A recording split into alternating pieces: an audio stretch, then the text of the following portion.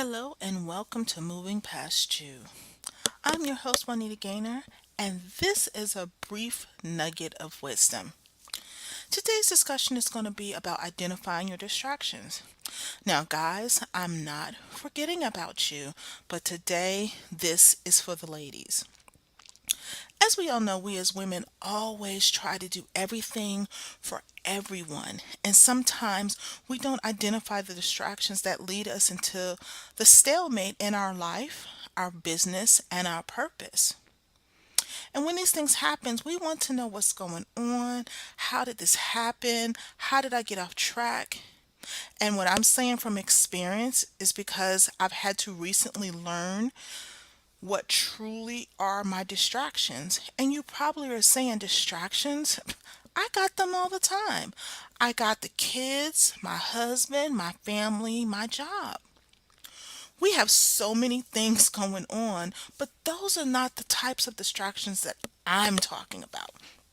See, I'm talking about the ones that you're in the midst of doing something for your business or even in ministry and you're going along smoothly, and then somebody will ask you to do something for them.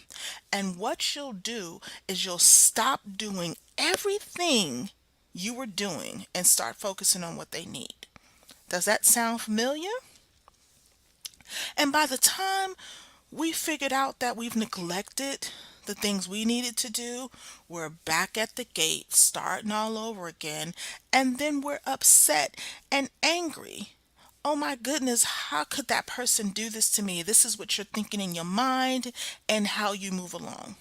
But really, it's not the other person's fault. We as women, we have the hardest time saying no. So, these are some things I'm just going to go over with you regarding identifying your distractions and what to do about those distractions. The number one key is first to identify it. The friend that asks you to help with the website or help with the paper, or the well intentioned church member asking you to help out with the scholarship dinner. It's not necessarily they're in need of specific help at that time with the particular venture. It is the enemy's way of distracting you from going forward and what God has called you to do. Whether it's your business, your ministry, or taking care of your children, or taking care of your family, extended family, whatever God has you focused on, the enemy will try to come and distract you from it.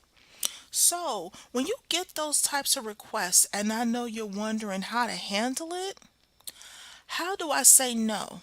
That's my best friend, or that's my ministry leader. How do I say no to them? Well, the first thing you can do is when someone asks you to do something, what you need to do is go before God in prayer and seek His guidance on whether it lines up with what He already has you doing. Is it going to enhance the ministry or the work you're doing?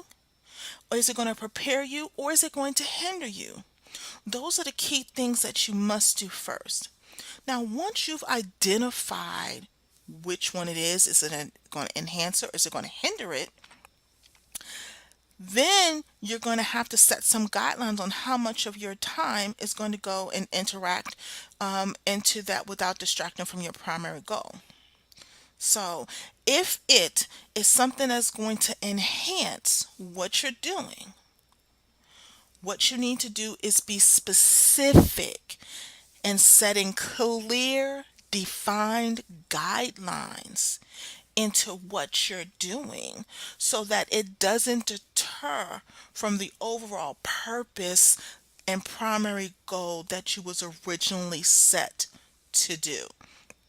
Now, if it's a hindrance, what you need to do is politely say no, thank you, and keep moving. Now, usually the ones that are the hindrances are the ones that's going to fight back. They're going to say things like, I can't believe you can't help me, or you won't do this for me. Those are clear indications that that was a distraction from the gate. Now, for some people, just being harsh and saying no is still a learning experience. However, you can easily say it this way if you want a softer approach, or you want, a more demure approach. You can nicely say, I have a full schedule and I just can't take on any additional projects right now. And you know what?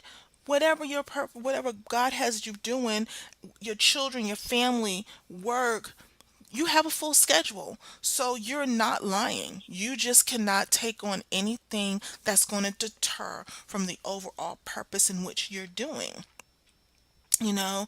And at the end of the day, you always have to walk with God and talk with God and to find out where He wants you to be.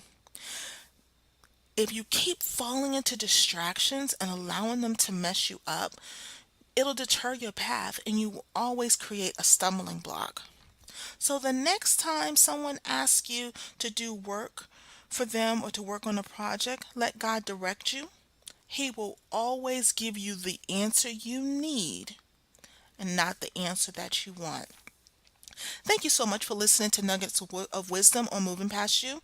Be sure to visit Moving Past You, our Moving Past You Facebook group page to join the conversation, to access show notes, to get fantastic bonus content, and always remember to be kind in your word, thought, and deed.